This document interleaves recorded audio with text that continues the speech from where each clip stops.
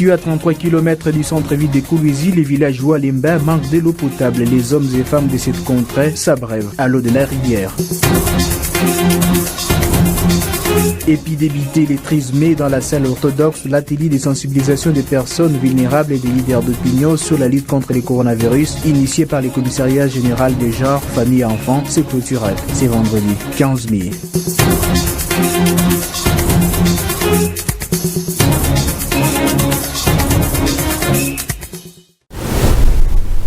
Madame, Monsieur, merci pour votre fidélité légendaire que vous nous essayez d'accorder sur les antennes de Wangu Télévision. Bienvenue à tous dans cette nouvelle session de nos informations.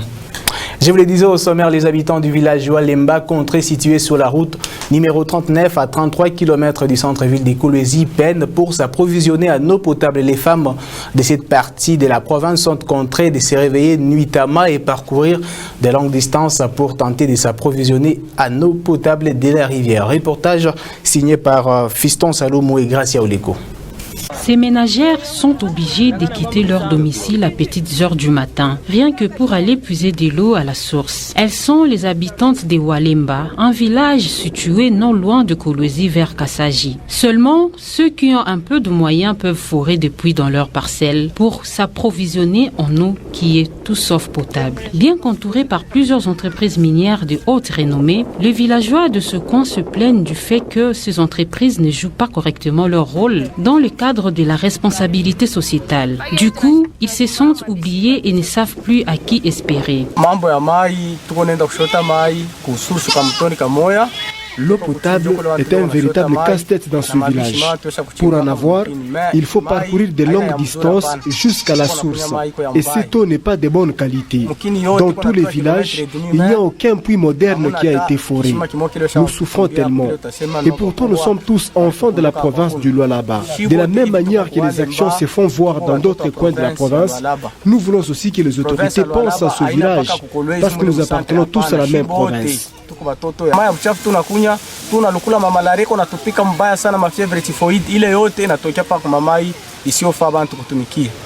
Malgré sa richesse minière, le Lualaba est en contraste direct avec les niveaux de vie pauvres de la population locale.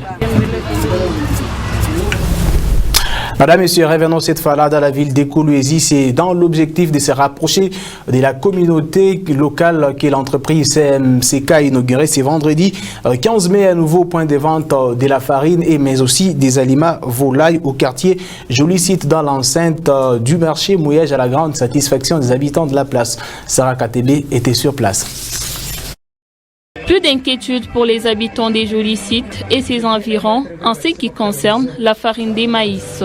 L'entreprise CMCK vient de trouver un palliatif. Désormais, ces points de vente vont nourrir des âmes. La cérémonie est solennelle. Les chefs du marché Mouyège coupent les ribbons symboliques en présence du directeur des finances et des commercialisations des CMCK. Pourquoi le choix du marché Mouyège?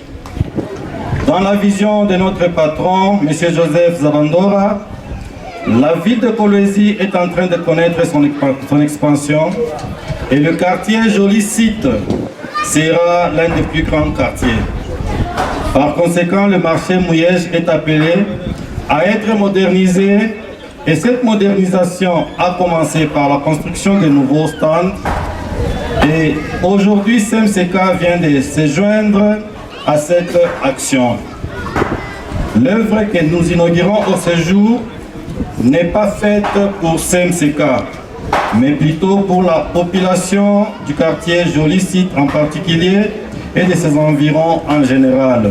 Les points de vente soulagera un grand nombre de notre clientèle qui se trouve aujourd'hui plus proche de leur point d'approvisionnement. C'est une main-d'œuvre locale qui produit cette farine de qualité appelée Bungaya Lualaba. La vente s'est faite dans le strict respect des mesures barrières pour lutter contre le coronavirus. Outre la farine de maïs, dans ces points de vente, l'on retrouve des aliments volailles, les déchets en poudre, bref, les éleveurs n'ont rien à s'inquiéter. Les premiers clients peuvent servir d'exemple pour louer la qualité de la farine. Nous sommes très émus car notre marché est honoré vraiment. Les points de vente de la farine de l'entreprise CMCK est désormais tout près de nous. On parcourait des kilomètres. Nous sommes maintenant réconfortés. Nous appelons la population des Jolissites de s'approprier de cette œuvre. Qu'elles viennent, qu'elles nous soutiennent en consommant nos produits, notre farine de bonne qualité, en consommant nos aliments. Dans ces nouveaux points de vente de la farine de maïs produite localement par CMCK via sa filiale d'Agril, se trouvent des sacs de farine de 10 et 25 kg à un prix abordable. Signalant que cet entrepôt est situé dans l'enceinte du marché Mouyej au quartier Jolicite. Voilà, monsieur, ouvrons cette fois-là la page consacrée à la chronique santé. L'hôpital général de référence de Mwangeji a bénéficié encore une fois de plus d'un lot important des équipements médicaux, mais aussi des appareils de pointe. C'est vendredi 15 mai, un don de l'international basketteur congolais de l'NBA, Bismack Biyombo, œuvrant bien sûr aux États-Unis. Ce don a été remis au gouverneur des provinces par bien sûr sa fondation qui porte le nom de Bismack Biyombo. C'est un reportage signé par nos confrères du gouvernorat. La transformation qu'est subie la ville de Kolwezi, chef-lieu en particulier, et la province du Lualaba en général, continue à épater plus d'une personne qui ne manque pas d'allouer à chaque fois la crédibilité à son meneur des jeux, le gouverneur Richard Mouyej Manguez-Mons, qui s'est assigné pour mission première de son mandat, rendre service et justice à ses administrés. Une crédibilité dont ses effets séduisent les personnes et les organisations tant nationales qu'internationales. Le cas de ces basketteurs internationaux congolais de la NBA, Bismack Biyombo, qui lors de son passage dernier en juillet 2019 était ému d'apercevoir de ses propres yeux les efforts mis en place dans la province du Lualaba, qui revêt de sa nouvelle robe comparativement à celle de jadis. La vie est en train de se développer, les gens qui ont ces idées de nous aider à aller de l'avant. Ça me donne de la joie. Pour appuyer ses efforts de modernisation de la province, Bismack avait promis son apport à cet élan de développement. Après près de 5 mois, le père géniteur de cet international basketteur, François Biyombo, administrateur de la fondation Bismack, est venu quant à lui faire part au gouverneur de la concrétisation de la promesse faite par son fils pour accompagner la province du Lualaba. Il avait parlé avec son Excellence au sujet d'un don qu'il prévoyait aussi. Et ce don est arrivé. Une promesse ténue, c'est un important lot d'équipements médicaux que le basketteur international congolais vient de mettre à la disposition de l'hôpital général de référence Mwangeji, constitué de lits, de chaises roulantes, de respirateurs et autres appareils présentés ici de manière symbolique au gouverneur Richard Mouyej Manguez-Mons, qui se sent honoré de ce désormais fils maison. Ce n'est qu'un échantillon qu'on nous a présenté. Le gros est déjà mis dans le dépôt. C'est impressionnant. Nous sommes très touchés et la jeunesse doit savoir que c'est pour elle qu'il est venu. Et pendant cette période de pandémie, il a amené aussi du matériel, des équipements qui cadrent avec la campagne non seulement de prévention, de contrôle et de prise en charge. C'est exceptionnel. Nous le considérons désormais comme un enfant de la maison. Avec ces dons, l'hôpital général des références Mwangeji continue à être renforcé en équipement à la satisfaction du gouverneur Richard Mouyej Manguez-Mons, qui voudrait le voir hissé au rang de meilleurs hôpitaux de la République démocratique du Congo et qu'il puisse vraiment mériter le qualificatif de référence. Il y a de quoi l'accompagner. Et puis l'ONG Action des Jeunes pour le Développement Communautaire AJDC en sigle est en pleine campagne de sensibilisation des masses des communautés locales de la province du Lualaba sur la lutte contre la pandémie à coronavirus. La première phase a été lancée par le ministre provincial de la Santé, Jules Kabouit. C'était dans la salle Kizito. Nous sommes dans les quartiers Kassolo. Reportage de Pascal Mpanga. Au nom de son Excellence, Monsieur le gouverneur de la province du Lualaba, je lance la campagne de sensibilisation de la population sur la pandémie de Covid-19 par l'ONG Action des jeunes pour le développement communautaire. Le coup d'envoi étant donné par le ministre provincial de la Santé, représentant le gouverneur des provinces, Action des jeunes pour le développement communautaire, AJDC, a démarré sa campagne de sensibilisation de la population sur la lutte contre Covid-19 au Lualaba, en présence de plusieurs personnalités. Tout a commencé par une formation des membres AJDC. Plusieurs orateurs au rendez-vous, notamment le représentant de l'équipe de riposte au Covid-19, le président provincial de l'ordre de médecins, la présidente de l'AMDK venue de Lubumbashi et le chargé des projets AJDC. Un seul objectif, outiller les sensibilisateurs avant la descente sur terrain. Pour marquer un autre pas dans la lutte contre Covid-19 au Lualaba, les participants membres de l'ONG AJDC ont accompagné le ministre provincial de la Santé à l'inauguration d'un kit de lavage de mains. Après cela, place à la sensibilisation proprement dite. Le jour suivant, 100 membres AJDC étaient déjà déployés tôt le matin sur terrain. Dans leur viseur, le quartier Kasulo et Kabila. Ces sensibilisateurs ont fait le porte-à-porte. Aucune avenue n'a été oubliée. En voyant les gens de Corona en cours de route, je me suis senti à l'aise. Nous sommes devenus comme en Europe. Avec notre sensibilisation, notre ONG AJDC. Oui, nous sommes à l'aise dans notre province de Lualaba. Oui, on m'a dit de se protéger et protéger les autres. Laver les mains et rester à la maison si tu n'as pas les nécessaires à aller faire dehors. Dans cette première phase de la sensibilisation des 10 jours sur Covid-19, l'ONG AJDC compte atteindre plus de 5000 ménages. Cette action n'est pas la première. Plusieurs autres ont déjà été organisés dans la ville de Kolwezi. C'est notamment la sensibilisation sur les choléra et la distribution des kits de lavage de mains à plusieurs églises de la ville cobaltifère. Et puis je voulais annoncer au sommaire, les directeurs de cabinet au commissariat de genre, famille et enfants a clôturé ce vendredi l'atelier des sensibilisations des personnes vulnérables mais aussi des leaders communautaires sur la pandémie à coronavirus. Patient Kabamba nous signe ces reportages.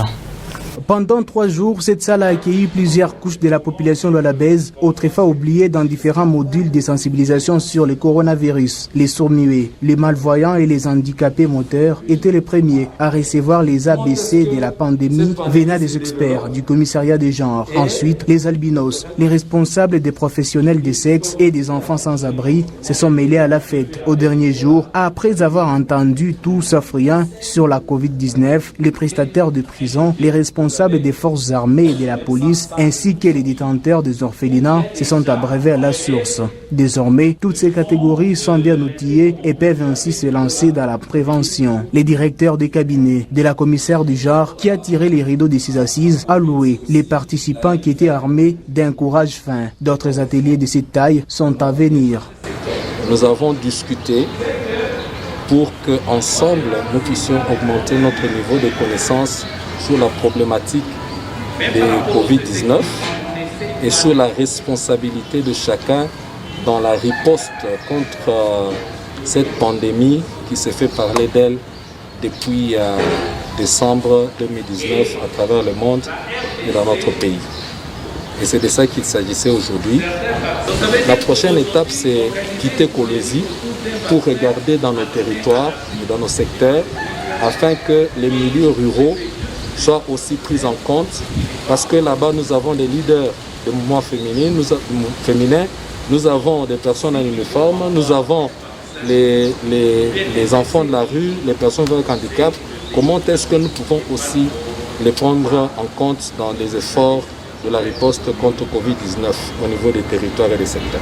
Pour les participants, le message est tombé sur une bonne terre. Nous sommes très contents d'abord de connaître l'origine de cette maladie et de cette pandémie plutôt, et les mesures que nous pouvons prendre. Vous savez, nous en tant que responsables, si nous nous négligeons automatiquement et que cette pandémie se manifeste dans la prison, ce n'est pas seulement les détenus qui seront dans le danger, Mais même nous qui les gardons, c'est-à-dire si nous sommes aussi atteints automatiquement, cela va se transmettre aussi dans nos familles.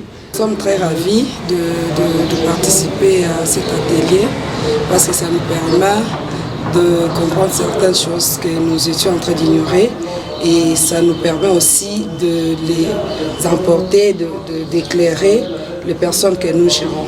Les différentes parties prenantes auront une mission de répercuter ces enseignements dans leurs milieux respectifs pour atteindre un grand nombre de populations.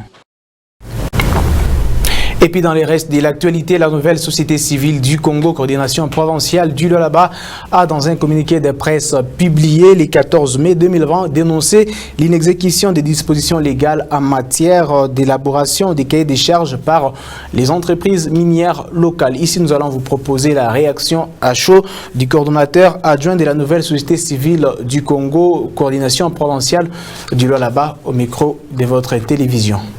Nous avons publié notre communiqué de presse hier pour sonner, n'est-ce pas, pour lancer notre sonnette d'alarme par rapport au processus d'élaboration des cahiers des charges communautaires. Il vous souviendra que dans le code minier actualisé en son article 285e, il est fait mention de l'élaboration d'un cahier des charges communautaire entre les communautés impactées par les projets miniers et l'investisseur minier. Il est prévu dans cet article que 6 mois d'ailleurs avant que l'entreprise n'entre en fonction, en exploitation, elle doit préalablement se mettre d'accord avec la communauté sur un certain nombre de projets socio-économiques, sanitaires et autres qu'il doit mettre, n'est-ce pas, à l'actif de la communauté. Mais nous avons constaté, comme vous le savez, que beaucoup d'entreprises ont existé avant la publication de l'actuel code minier. Cela n'empêche pas qu'elles doivent se conformer à ce que dit la loi. Et nous l'avons appris d'ailleurs que la plupart, certaines entreprises qui sont en train déjà de faire cette activité de négociation avec les communautés ne le font pas comme le dit la loi, parce qu'il y a un certain canevas qui est reconnu et exigé par le code minier. Et cela n'est pas d'application par la plupart d'entreprises qui font déjà cette négociation avec les communautés, mais également il y a aussi certaines autres entreprises qui ne sont pas, qui ne manifestent pas de la volonté afin de faire ce cahier de charge avec la communauté. Ainsi, nous avons voulu alerter tant l'opinion publique que le gouvernement lui-même, qui doit au préalable veiller à ce que ce cahier de charges soit signé entre l'entreprise et les communautés, afin que les trois parties, donc l'État, les communautés et les entreprises, mettent à pied d'œuvre un programme sans attendre afin de faire bénéficier les communautés de leurs droits tels que leur reconnu par la législation communautaire. Les mariages FCC Cash ne tient qu'à un fil. Une pétition visant à destituer les premiers vice-présidents de l'Assemblée nationale, mais aussi les présidents intérimaires de l'UDPS, Jean-Marc Kabunda. Kabunda est en train d'être signé à la Chambre basse du Parlement à Kolwezi. Les avis divergent dans les camps de l'UDPS, mais aussi du PPRD. Suivez. Kabunda n'est pas le premier vice-président de l'Assemblée nationale par son propre gré. Kabunda et Mabunda Janine, c'est le fruit de la coalition. Demander aujourd'hui à Kabunda de démissionner, moi peut-être je peux vous demander aussi à ce que demander aussi à Mabunda de démissionner. Parce que quelqu'un qui a fait une déclaration vraie en vous demandant les problèmes de 7 millions pour l'organisation d'un congrès de 2 heures et vous le demandez de démissionner, c'est que c'est comme ça qu'on nous a gérés dans ces pays. Si quelqu'un dit vrai, il devient ennemi de politiciens. Kabunda, jusqu'à ces preuves du contraire, il est là. Et si vous voyez que Kabunda quitte l'Assemblée nationale, sachez que c'est la fin de la coalition. Et puis, quand nos amis de l'MLC demandent à ce que Kabunda puisse démissionner parce qu'il n'a pas répondu à telle ou telle autre correspondance, il n'a pas fait ceci, cela, il n'a pas éclairci les problèmes de 7 millions, est-ce qu'elle là, il ignore les problèmes de 7 millions? Mais s'ils veulent à ce qu'il puisse partir, qu'ils tirent toutes les conséquences possibles parce que l'UDPS c'est un patrimoine national. La présence de Kabound dans ce poste-là, ce n'est pas un cadeau. Il est là parce qu'il y a eu une coalition et lui représente cette coalition-là. Le mariage FCC-CAJ, c'est un accident de parcours. D'autant plus que nous, on ne s'entendait pas à ça. Nous avons accepté la coalition, mais qu'il ose. Celui qui va oser tout simplement toucher Kabound, qu'il soit responsable de ce qu'il fait. La pétition a été initiée par Jean-Jacques Mamba, qui est porte-parole du mouvement de libération du Congo de Jean-Pierre Bemba. Ce parti n'est pas membre du FCC, bien qu'il y a certains députés du FCC qui ont apposé leur signature sur la pétition. Les députés du FCC et ceux du CAJ ne peuvent jamais tolérer qu'il y ait un ministre ou un membre du bureau qui arriverait à violer la Constitution. Et les députés, quand ils agissent en toute démocratie, en âme et conscience. Donc, il n'y a aucune main noire derrière cette histoire du FCC. Et donc, moi, je ne vois pas qu'il y ait un débat par rapport à cette histoire. Les députés sont libres de faire le travail. Parce que M. Kabound, quand il a déclaré que pour convoquer un congrès, il faut 7 millions de dollars, donc il a des preuves. C'est ce que le demande Jean-Jacques Mamba. Il n'y a pas de débat par rapport à ça. Il n'y a pas... Voilà, monsieur, pour terminer ce journal, en humanité, cette fois-là, chaque 15 mai de l'année, le monde entier célèbre la journée mondiale du vivre ensemble avec comme objectif d'appeler toutes les communautés du monde à vivre en paix. Pascal, bien sûr, c'est un reportage, bien sûr, signé par Patient Kabamba. Décrétée par l'ONU le 8 décembre, la journée internationale du vivre ensemble en paix a pour objectif de mobiliser les efforts des communautés en faveur de la paix, l'inclusion, la compréhension, la solidarité en vue de bâtir un monde et une communauté viable reposant sur la paix et l'harmonie. Et les vivre ensemble ne signifie pas renier la case de départ, pense Olivier Katouta. Pour que le charbon brûle, il faut qu'il soit ensemble. Si les charbons sont séparés, le feu ne pourra pas s'allumer. Et chez nous, on dit, avec un seul doigt, vous ne pouvez pas ramasser un pouls. C'est-à-dire, toutes les communautés doivent vivre ensemble.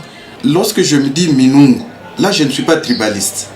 Parce que je reconnais mon identité, je reconnais mon origine. Là, ce n'est pas le tribalisme. Le tribalisme, c'est lorsqu'on favorise que le gens de sa communauté. À ce moment-là, on devient tribaliste. Reconnaître son identité, reconnaître son origine, là ce n'est pas le tribalisme. L'assistance dans les événements, que ce soit heureux ou malheureux, fait partie des valeurs qu'incarne le vivre ensemble. Le vivre ensemble est un phénomène universel et naturel, par le fait que nous le retrouvons dans toutes les époques et dans tous les secteurs de la vie. Dans la Bible, lorsque nous évoquons Ecclésiaste 7, 2, la Bible est claire, et heureux c'est là qui compatissent avec ceux qui sont dans les malheurs. C'est toujours une manière de concrétiser le vivre ensemble. À travers les événements heureux, ils sont aussi les gens, si on peut en citer, lorsqu'il y a célébration des mariages, en commençant par l'état civil, c'est toujours le vivre ensemble qui accompagne les différents acteurs. Chez nous, dans le cadre de notre mutualité, nous opérons le vivre ensemble selon qu'on a affaire à tel événement ou à tel autre. Nous partageons les joies, nous partageons aussi les tristesses, nous jubilons évidemment avec ceux qui sont dans la joie et aussi nous compatissons avec ceux qui sont dans le malheur. Cela essaie de concrétiser le phénomène qui est le vivre ensemble. La politique doit se détacher des tribus pour permettre aux communautés de rester en parfaite harmonie. Mais je vois, politiquement, il y a des gens qui disent non, nous devons vivre ensemble. Mais en coulisses, ce qu'ils font, ce n'est pas vivre ensemble. J'espère que nous demandons à nos autorités, nous demandons, les autorités quelles qu'elles soient, donc de respecter le vivre ensemble. Cette journée est célébrée partout dans le monde entier et la date retenue pour la dite célébration est le 16 mai de chaque année. Madame, Monsieur, c'était là les journaux de la rédaction de Wango Télévision. Merci de nous avoir regardés. Restez toujours sur nos antennes, mais aussi bon début de week-end chez vous.